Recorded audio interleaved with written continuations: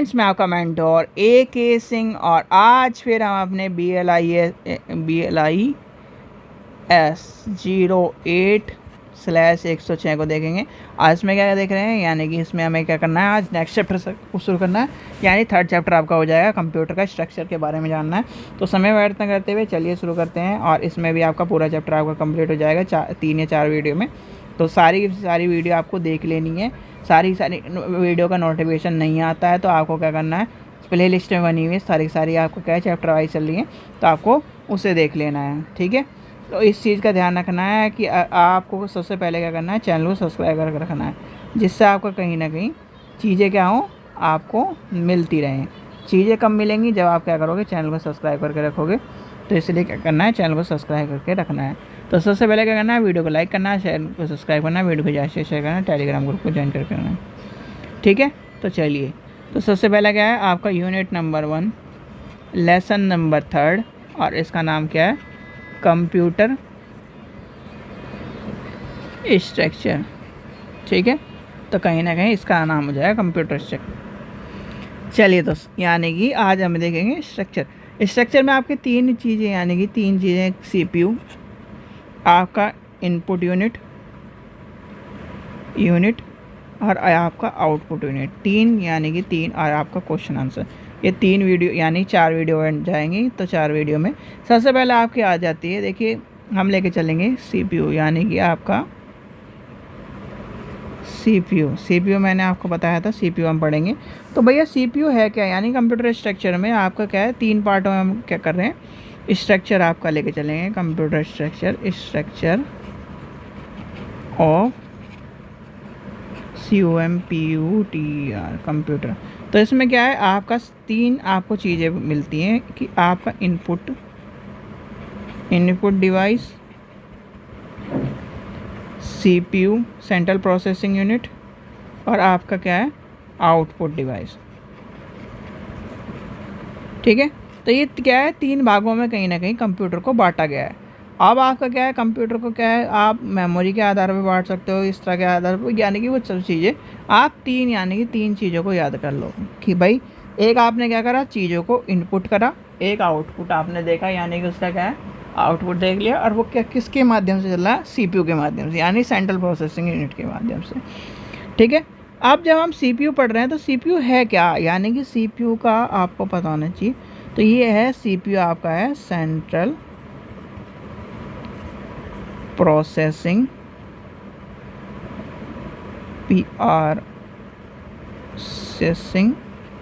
Unit.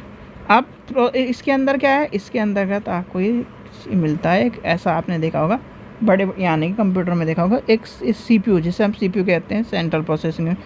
अब उसमें क्या होती है, उसमें आपकी 3 चीज़ें होती हैं। एक होता है मेमोरी यूनिट, जिसे कहते हैं मेमोरी यूनिट। फिर आपकी हो जाती है control unit, CU control unit.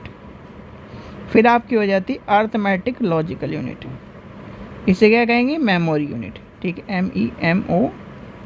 ठीक है, इसे क्या कहेंगे, सेंट्रल यानी कि कंट्रोल यूनिट, CONTOR।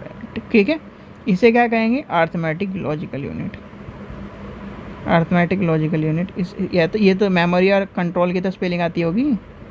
ठीक है, इसलिए आपको क्या है, तो आप ये भी कहते हो कि शॉर्ट में लिख देते हैं, आधी चीज़ें समझ में आती। मैं बोलता इसलिए हूँ थोड़ा सा आपके साथ कि कहीं ना कहीं छोटी जितनी चीज़ें हैं कवर हो जाएँ। चलो लिख ही देते हैं, कोई नहीं। कंट्रोल यूनिट,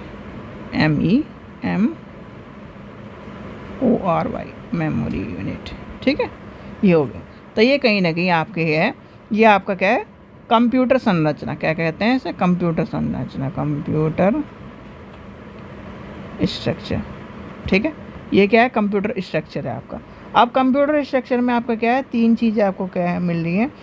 इसे क्या कहेंगे, मेमोरी यूनिट, कंट्रोल यूनिट, और आपका क्या जाएगा, ALU, यानी कि आपका क्या हो जाएगा, फिर आपका अर्थमेटिक लॉजिकल। जितनी भी आपकी गणना है और जितनी भी सारी चीज़ें आपको इसी के माध्यम से देखने को मिलती है। मेमोरी में आपकी क्या है, सारी मेमोरी आ जाएगी, जितनी भी आपकी इंटरनल मेमोरी है, एक्सटर्नल मेमोरी है, प्राइमरी मेमोरी है, सेकेंडरी मेमोरी है, वो क्या है, इसमें मेमोरी यूनिट में चल जाएगी।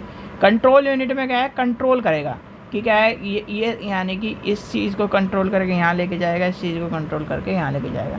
अर्थमेटिकल लॉजिकल यूनिट में क्या होता है, अर्थमेटिकल लॉजिकल यूनिट में जितनी भी आपकी गणना है, जितनी अर्थमेटिकल लॉजिकल से चीज़ें चलती हैं वो आपको क्या है इसके अंतर्गत देखने के लिए मिलेंगी। ठीक है, तो क्या है अर्थमेटिकल लॉजिकल यूनिट में आपको ये सब चीज़ें मिलेंगी। अब आता है यानी कि इसमें कहीं ना कहीं आपको मेमोरी यूनिट में आपका डाटा बस, एड्रेस बस और कंट्रोल बस। यानी कि डाटा बस क्या है, इसमें कहीं ना कहीं सीपीयू और मुख्य मेमोरी को कहीं ना कहीं एक साथ यानी कि मेमोरी के माध्यम से स्थानांतरण हेतु करा जाता है। फिर आपका आ जाता है एड्रेसिंग बस। यानी कि एड्रेसिंग बस क्या होता है, संबंधित मेमोरी को पता लगाकर यानी कि स्थानांतरण करा जाता है।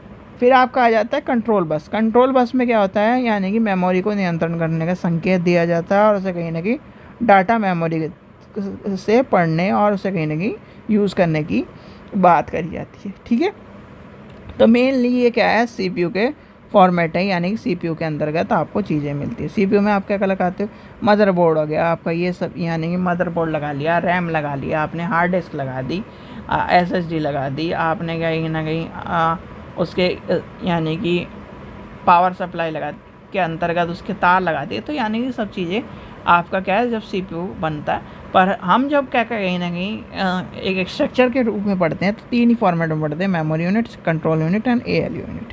ठीक है, तो ये है आपका छोटा सा सीपीयू का कहीं ना कहीं चैप्टर यानी कि पार्ट। तो चलिए शुरू यानी कि अब करते हैं अगला यानी कि जो टॉपिक है जिसमें हम क्या पढ़ेंगे, इनपुट डिवाइस। तो इनपुट डिवाइस के अंतर्गत आप सारी चीज़ें पढ़ते हैं। तो यानी कि अब देखते हैं नेक्स्ट वीडियो। आशा करता हूँ आपको वीडियो पसंद आई। वीडियो पसंद आई तो लाइक करें, चैनल को सब्सक्राइब करें, वीडियो को ज़्यादा से शेयर करें। छोटी छोटी वीडियो में मिल रहे हैं तो आपको क्या है जल्दी समझ में भी आ जाएगा। Thank you.